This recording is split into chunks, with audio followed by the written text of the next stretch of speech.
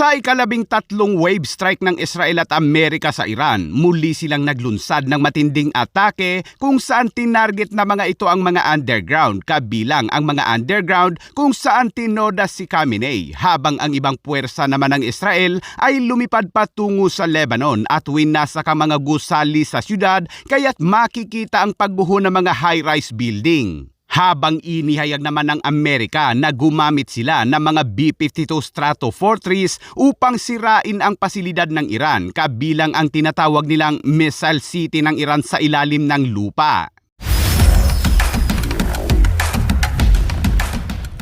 Sa update sa patuloy na bakbakan ng Israel at Amerika kontra Iran, ang Iran ay muling naglunsad ng missile strike sa Iran pati na sa iba pang mga bansa kung saan kabilang sa mga tinamaan nito ay ang Jordan, Bahrain, UAE, Qatar at Kuwait.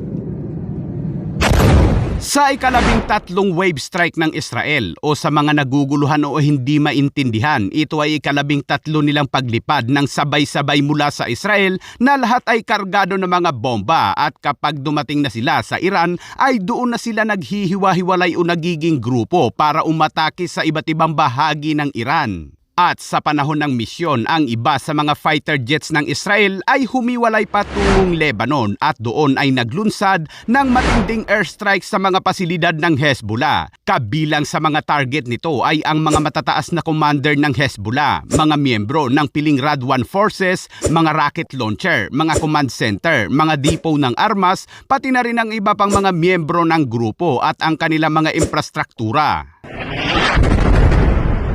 Sinabi ng IDF na humigit kumulang 420,000 na sibilyang Lebanese ang lumikas sa kanilang mga tahanan matapos utusan ng IDF ang lahat sa lugar na umalis at tumungo sa hilaga ng Litani, habang 10,000 pa ang lumikas mula sa katimugan naman ng Beirut dahil nag-utos din ng IDF ng paglikas doon. Sinabi ng IDF na mahigit 500 target na ang kanilang tinamaan sa Lebanon. Sa ngayon, bukod sa atake ng Israeli Air Force, ay mayroon na ring ground forces ang Israel sa Southern Lebanon na kinabibilangan ng infantry, armored at combat engineering ng 146 Reserve Division, 91st Galilee Regional Division at 210 Basyan Regional Division. Our brave IDF soldiers are also fighting the Iranian terror proxy, Hezbollah, on Israel's northern front in Lebanon. Hezbollah chose to enter the war by firing missiles at our civilian population in the north and central parts of Israel, and they are already paying a heavy, heavy price. The IDF continues to strike Hezbollah infrastructure in Beirut and southern Lebanon, targeting weapons storage facilities, launchers, and other terror targets.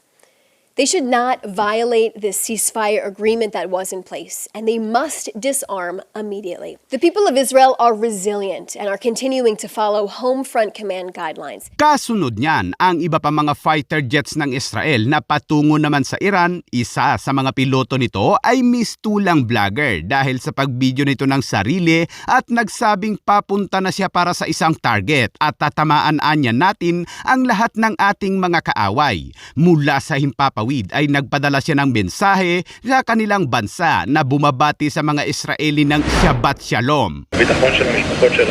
At ang sumunod na mga nangyari ay sumabog na ang mga gusali sa Andemes na mayroon umanong missile manufacturing sa ilalim nito. Isa pa sa mga binomba nila ay ang paggawaan din ng mga missiles ng Iran na tinatawag nilang Saipa Industrial Area sa Ilam. Isa pang binomba ay ang pasilidad naman ng IRGC sa Bushehr. Base sa report, lahat ng mga binombang yan ay puro mga industrial complex ng Iran, kasunod ng utos ni US President Donald Trump na wasakin ng mga ito. Halos walang tigil ang Israel at Amerika sa pagwasak sa mga pasilidad ng Iran, lalo pat kargado ng mga GBU-31 na mga fighter jets nito na para bungkalin ng mga hardened targets, habang inihayag naman ng Wall Street na mayroong underground ang Iran na puno umano ng mga missiles na tinatawag nilang Missile City. Sinabi ng Wall Street na gumugol ang Iran ng mga dekada sa pagtatayo ng mga underground bunker upang protektahan ang malawak nitong arsenal ng missiles mula sa pagkawasak.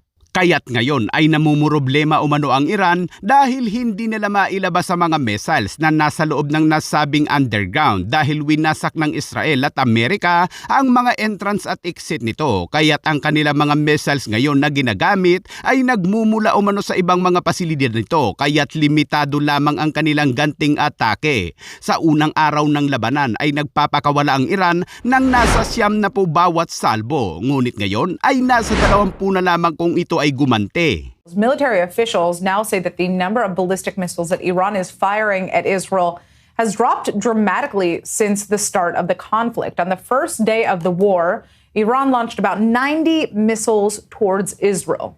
The next day, that number fell to around 60. But in the days since, the pace has slowed even further to roughly 20 missiles a day fired in smaller salvos. Matagal na umano itong alam ng Israel at Amerika, kaya't agad nila itong sinira bago pa mailabas ng Iran ang marami nitong missiles. Yan ay kasunod ng anunsyo ng Amerika na gumamit sila ng mga B-2 bombers at B-52 Stratofortress upang wasakin ang mga natrap na missile sa loob ng nasabing underground. Pero hindi yan binabanggit na mayroong ganun kalaking underground ang Iran. Boston, film 115, second in, flight level T70 block, Q809 standard within 3.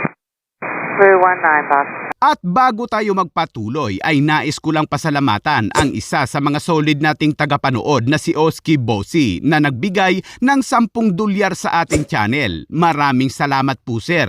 Ituloy natin. At isa pang matindi mga kabayan, abay binalikan ng nasa 50 fighter jets ng Amerika at Israel ang isang sites kung saan tinoda si Khamenei. At ayon sa report, ang bahay ni Khamenei na mayroong underground ay marami palang mahabang underground at mga tagusan sa iba't ibang bahagi ng syudad. Kaya naman muli itong binomba ng magkasanib na puwersa.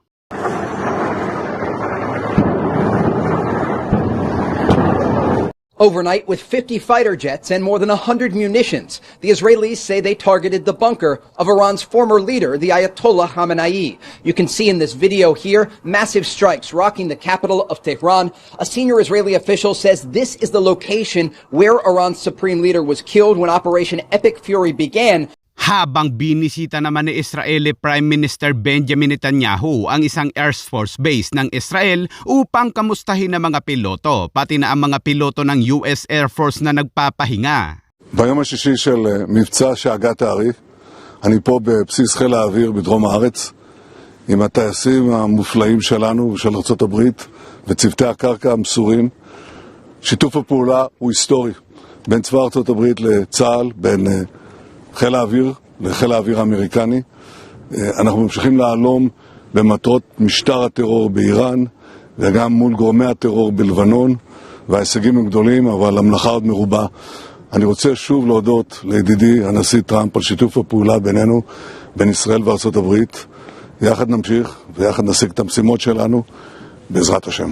Samantala, isa sa mga militar ng Iran ang naglabas ng video kasabay ng pagtanggi nito na makipag-participate sa labanan. Ayaw na umano niya na maging sundalo ng Iran para sa kapayapaan. Yan ay kasunod ng panawagan ni Trump na sumuko na para makaiwas sa kamatayan. At yan muna ang update sa ngayon mga kabayan. Happy weekend!